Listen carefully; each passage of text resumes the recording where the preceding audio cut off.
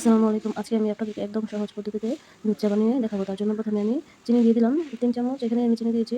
তারপর এই পাতিলের মধ্যে আমি চিনির পর তারপর হচ্ছে চা পাতা দিয়ে দিলাম। এখানে চা পাতা ভালোভাবে দিয়ে আমি এখানে একটু নাড়াচাড়া করে নিয়ে চুলার এখানে ২ টা দারচিনি, এলাচি দিয়েছি যাতে করে একটু ঘ্রাণ হয় এবং সাথে আমি সামান্য পরিমাণ লবণও দিয়ে দিয়েছি।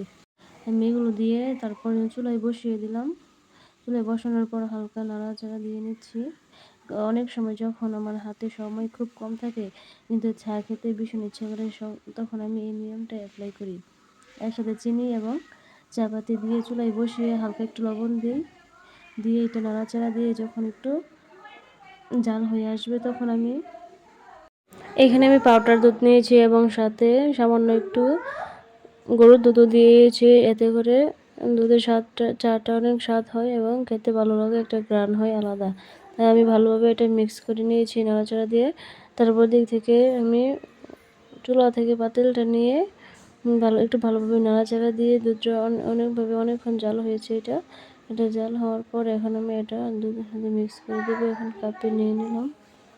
এই যে এখন আমার চা রেডি হয়ে গেলো। এখন ভালোভাবে একটু নেড়ে চেড়ে নেবো। দেখেন এটা অনেক সুন্দর হয়ে গেছে। ভালো লাগলে অবশ্যই লাইক এবং কমেন্ট করবেন। ধন্যবাদ সবাইকে।